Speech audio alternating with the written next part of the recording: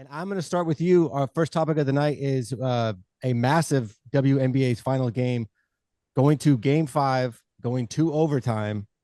It's about as good as it gets as far as if you want competition and you want it to go down to the absolute wire. Very exciting game. Sister Leslie, what are your thoughts on the NBA finals, WNBA finals?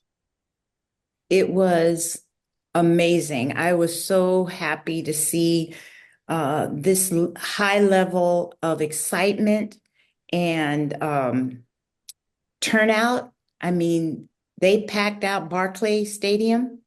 Um, this is what women's sports need. This is where we've tried to get for years. And in my opinion, it happened this year. I mean, they went down to the wire. I'm sure we'll talk about that bogus call. Yeah, but I'm so excited for women's sports right now, especially basketball, because this finals was exactly what women's sports should start to look like. Brother Bill. Yeah, what I like not just about the finals, but the WNBA playoffs in general, and we've talked about in previous podcasts. Once we got to the playoffs, just to see not just the teams and learn more about the teams and the athletes. Some of them, we followed even from college. Angel Reese, Caitlin Clark, a few others. The names escape me, but just what both the coverage was going to look like, especially at a time of year when they're competing against other sports in terms of, TV time. You've got the NFL going, you've got, now the World Series. And then you get to the finals and the caliber of play, both offensively and defense. I mean, that was a great defensive game, Mhm. that game 5. In both teams, the fact that it was close and the way the teams fought, it reminded me of in the 90s when some teams from the East would play, the Knicks, Bulls. It was a very physical, very hard-fought series. And I'm a fan of defense. Yeah, I like scoring, but I'm a fan of because every possession gets magnified when you're trying to score, and that had everything. I mean, I'm looking forward to next year when they expand it to the best of 7 instead of just a best of 5.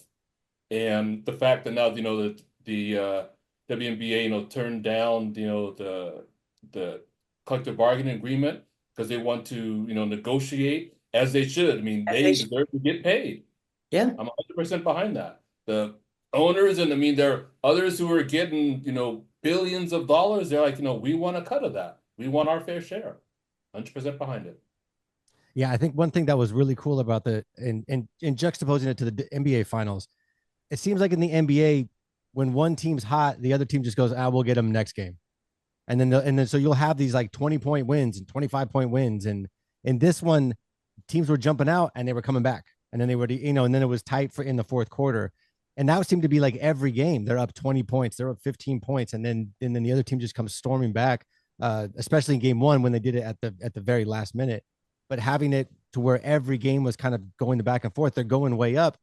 And it almost had the kind of feel of college football where a team's up 25 points and you go, it's college football. The second half is a completely different game. And that's kind of how it translated the same in this, where just the back and forth was massive swings back and forth, which I thought was really cool. And I think having, again, juxtaposing to the NBA, the WNBA is in a space right now where it kind of feels like the NBA was like in the 80s, where you're watching these competitions come up from college and to watch multiple years in college and then come into the pros and then take that to, two completely different cities to higher level basketball play. And I hope with the more money that they still keep that where the women are staying in school for a couple of years so you can have this built. Because I think that's one thing that's completely missing from the NBA is you get these dudes that come out when they're 18 years old and they may be talented for an 18-year-old, but unless you're just some ridiculous level, we don't really hear about you till you're like 22, 23, 24. So they're coming out and they're just kind of, they're like number 8 on the bench or number 9 on the bench instead of carrying this, like, I mean, Magic and Bird, carrying, Jordan and I'm blanking, and the Hoyas and stuff. I mean, Tim like, Duncan's a good example. 4 years at Wake Forest, showed himself his rookie season at San Antonio Spurs. David Robinson won a title his rookie year, yeah. 99. Yeah, I think that's great for the sports because you're combining two things and like you're just building the storyline, which I think is huge for the WNBA right now. But I think the NIL should help with some of that. Yeah, Now players can earn money in college. So in my opinion, you don't need to rush out of college. I mean, if you're a standout, you're going to earn money, and so again, in my opinion, I think that parents should, really be pushing their students or their players, athletes to stay in school because you're going to earn money. If you're a standout, you still could make 2, 3, 4, 5 million dollars before you get to the WNBA or the NBA, NBA or NFL. You're going to make millions already. So you need to get the education. You're already making millions as now college. So I'm all for the NIL. I am all for that. I'm glad that college students or college athletes are making money. I know a lot of people don't like it, but I'm all for it. And so I think that, players can get that money as a college athlete, still stay in school. And then when they get to the professional level, it's the sky is the limit. yeah. I think NIL is probably. I think the for basketball, especially for men's basketball, it's probably the best thing to happen to men's college basketball because it will keep guys in that Mhm. instead of coming out and being very mediocre in the pros, they can be stars making money in college for a couple of years. I think it's perfect. Yep. Um, so you kind of alluded to that last call. Do you think it was a business decision? Because having New York win over Minnesota, to me, if I'm making a business, I would much rather have New York win than Minnesota. But that was a mm, mm, that was not. How can you think well, I mean, I think in the WNBA, you're allowed 2 overtimes. So that was just the first overtime. I mean, even if they wouldn't have made the call and went into a second overtime, but that just to me just was just too obvious. I mean, the whole don't not to mention the free throws that Liberty's got like 20 something free throws to the Lynx maybe 8. I mean, that's so lopsided too. I mean, it was just too much, too lopsided. So if you want to call it a business call, okay, fine, but they need to be more discreet if they're going to do business. Well, it had a very Sacramento Lakers feel to it, where it was they had this huge discrepancy in like the fouls. You're like, there's no Yeah, way the other team is fouling that much more than this team. exactly. Exactly. Brother Bill.